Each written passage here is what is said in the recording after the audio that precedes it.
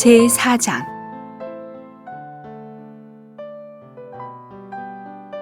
예수님께서 요한보다 더 많은 제자를 얻으시고 침례를 주신다는 말을 바리새인들이 들은 줄을 주님께서 아시고, 사실은 예수님께서 직접 침례를 주신 것이 아니라 그분의 제자들이 준 것이다. 유대를 떠나시어 다시 갈릴리로 가시는데 사마리아를 거쳐 가셔야만 했다. 예수님께서 수가라는 사마리아의 한 동네에 가셨다. 그 동네는 야곱이 그의 아들 요셉에게 준 땅에서 가까운 곳이며 거기에 야곱의 우물이 있었다. 예수님께서 여행에 지치시어 우물가에 그대로 앉으셨는데 때는 제6시쯤이었다. 한 사마리아 여인이 물을 기르러 오자 예수님께서 그 여인에게 마실 물을 좀 주십시오 라고 말씀하셨다. 왜냐하면 제자들이 음식을 사러 동네에 들어가고 없었기 때문이다. 사마리아 여인이 예수님께 선생님은 유대인이신데 어떻게 사마리아 여자인 나에게 마실 물을 달라고 하십니까? 라고 말하였다. 이것은 유대인들이 사마리아인들과 상종하지 않기 때문이다. 예수님께서 대답하셨다. 만일 그대가 하나님의 선물과 또 그대에게 마실 물을 좀 달라고 말하는 사람이 누구인지를 알았더라면 그대가 그에게 구하였을 것이고 그는 그대에게 생수를 주었을 것입니다. 여인이 예수님께 선생님께는 물기를 그릇도 없고 또 이 우물은 깊은데 어디서 그 생수를 얻으시겠습니까? 야곱 조상께서 이 우물을 우리에게 주셨고 또 그분 자신과 그 자손들과 가축이 이 우물물을 마셨는데 선생님께서 그분보다 더 위대하십니까? 라고 하니 예수님께서 대답하셨다. 이 물을 마시는 사람마다 다시 목마를 것이지만 누구든지 내가 주는 물을 마시는 사람은 영원히 목마르지 않을 것입니다. 내가 주는 물은 그 사람 안에서 원천이 되어 샘솟아올라 영원한 생명에 이를 것입니다. 여인이 예수님께 선생님, 이런 물을 나에게 주시어 내가 목마르지도 않고 여기에 물을 기르러 오지도 않게 하여 주십시오 라고 하니 예수님께서 말씀하셨다. 가서 그대의 남편을 불러오십시오. 여인이 나에게는 남편이 없습니다 라고 대답하니 예수님께서 말씀하셨다. 그대가 남편이 없다고 바르게 말하였습니다. 그대에게 남편 5이 있었고 지금 있는 남편도 그대의 남편이 아니니 그대가 한 말이 참됩니다. 여인이 예수님께 선생님, 내가 보기에 선생님은 신언자이십니다. 우리 조상들은 이 산에서 경배하였는데 여러분은 경배해야 할 곳이 예루살렘에 있다고 말씀하십니다. 라고 하니 예수님께서 말씀하셨다. 여인이여, 나를 믿으십시오. 이 산도 예루살렘도 아닌 데서 여러분이 아버지께 경배할 때가 오고 있습니다. 여러분은 알지 못하는 것에 경배하고 우리는 아는 것에 경배합니다. 이것은 구원이 유대인에게서 나오기 때문입니다. 그러나 참된 경배자들이 영 안에서 진실함으로 아버지께 경배할 때가 오고 있는데 바로 지금입니다. 왜냐하면 아버지는 이렇게 경배하는 사람들을 찾으시기 때문입니다. 하나님은 영이시니 경배하는 사람들은 영 안에서 진실함으로 경배해야 합니다. 여인이 예수님께 나는 메시아 곧 그리스도라는 분께서 오실 것을 압니다. 그분께서 오시면 모든 것을 우리에게 알려주실 것입니다. 라고 하니 예수님께서 말씀하셨다. 그대에게 말하고 있는 내가 그 사람입니다. 이때의 제자들이 돌아와 예수님께서 여인과 말씀을 나누신 것을 보고 이상히 여겼지만 무엇을 찾고 계십니까?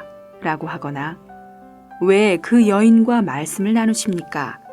라고 여쭈는 사람이 아무도 없었다. 여인이 물동이를 버리고 동네에 들어가서 사람들에게 와서 보십시오. 내가 이전에 행한 모든 일을 나에게 말씀하신 분이 계십니다. 이분께서 그리스도가 아니시겠습니까? 라고 하니 사람들이 그 동네에서 나와 예수님께 왔다. 그러는 동안에 제자들이 예수님께 랍비님 잡수십시오 라고 하며 권하였다. 그러나 예수님께서 그들에게 나에게는 여러분이 알지 못하는 먹을 음식이 있습니다 라고 하시니 제자들이 서로 말하였다. 누가 잡수실 것을 가져다 드린 것이 아닙니까? 예수님께서 그들에게 말씀하셨다. 나의 음식은 나를 보내신 분의 뜻을 행하고 그분의 일을 완성하는 것입니다. 여러분은 아직 넉 달이 있어야 추수 때가 온다고 말하지 않습니까? 내가 여러분에게 말합니다.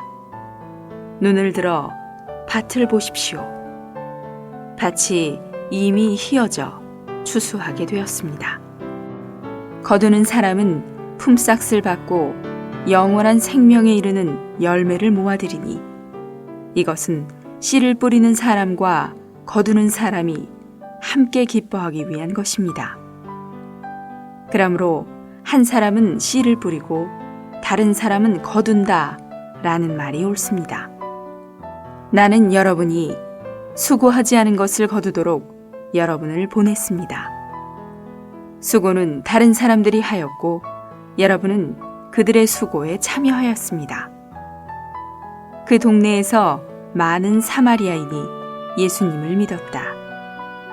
왜냐하면 그 여인이 그분께서 내가 이전에 행한 모든 일을 나에게 말씀하셨습니다. 라고 증언하였기 때문이다. 그때의 사마리아인들이 예수님께 와서 자기들과 함께 머무시기를 청하므로 예수님께서 거기서 이틀을 머무셨다. 그래서 예수님의 말씀으로 말미암아 더 많은 사람이 믿었다. 그들이 그 여인에게 말하였다. 우리가 믿는 것은 더 이상 그대의 말 때문만이 아닙니다. 우리가 직접 듣고 나서 이분께서 참으로 세상의 구주이신 것을 알았기 때문입니다. 이틀 후에 예수님께서 그곳을 떠나시어 갈릴리로 가셨다. 이것은 예수님께서 직접 신원자가 자기 고향에서는 존경을 받지 못합니다. 라고 증언하신 적이 있기 때문이다. 예수님께서 갈릴리에 도착하시자 갈릴리 사람들이 그분을 영접하였는데 이것은 그들도 명절을 지키러 갔다가 예수님께서 명절에 예루살렘에서 행하신 모든 것을 보았기 때문이다. 예수님께서 전에 물로 포도주를 만드셨던 갈릴리 가나에 다시 가셨다. 그곳에 왕의 신하 한 사람이 있었는데 그의 아들이 가버나움에서 병들어 있었다. 그는 예수님께서 유대에서 갈릴리로 오셨다는 말을 듣고 그분께로 갔다. 그리고 그는 예수님께서 가버나움에 내려오시어 자기 아들을 고쳐주시도록 청하였는데 왜냐하면 그의 아들이 거의 죽게 되었기 때문이다. 예수님께서 그에게 말씀하셨다. 여러분은 표적들과 기이한 일들을 보지 않으면 결코 믿지 않습니다. 왕의 신하가 예수님께 선생님, 내 아이가 죽기 전에 내려와 주십시오 라고 말씀드리자 예수님께서 그에게 가십시오.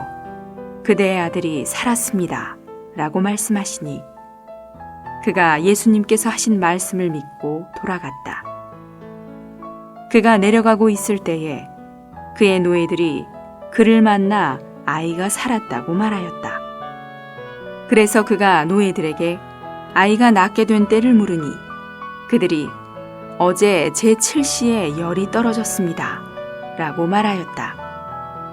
그 아버지는 그때가 예수님께서 자기에게 그대의 아들이 살았습니다 라고 말씀하신 바로 그 시간인 것을 알고 그와 온 집안이 믿었다.